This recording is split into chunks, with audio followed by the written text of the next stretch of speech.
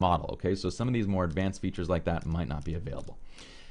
All right, so that is how we set our white balance. Now, my recommendation to you is to set your white balance to essentially the appropriate light in the scene. What you're telling your camera is what is the neutral light. You're telling your camera, I'm in a scene that's all tungsten lighting.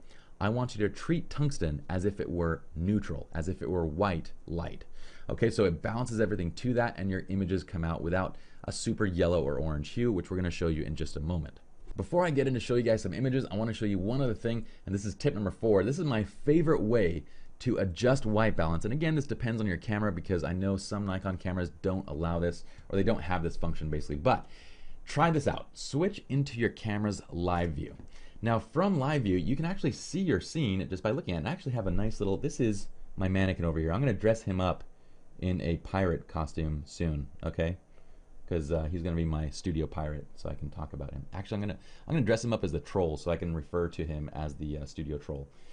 So from here, if we hit white balance, if we hit that button, you can see that the white balance will actually pop up. And if we put this onto Kelvin, I can actually change my white balance right here.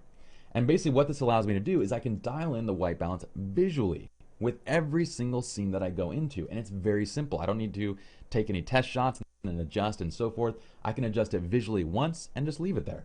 I'm just going to hit enter basically, and then it's set. Okay, so that's my preferred way of adjusting white balance.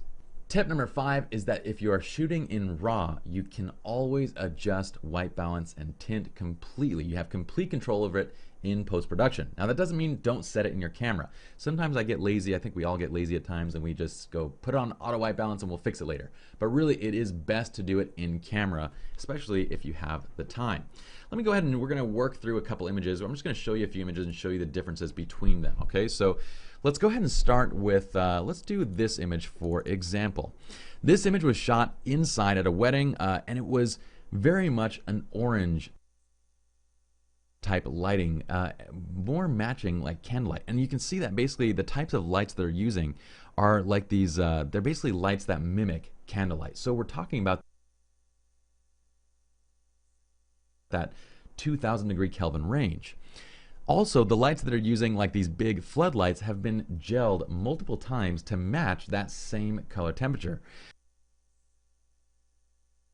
So when we don't adjust white balance, this is what the shot looks like. Okay, so it's very, very, very orange. I almost said green.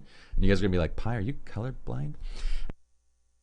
And look, we're already at 3000 degrees Kelvin, and it's still extremely orange. It's too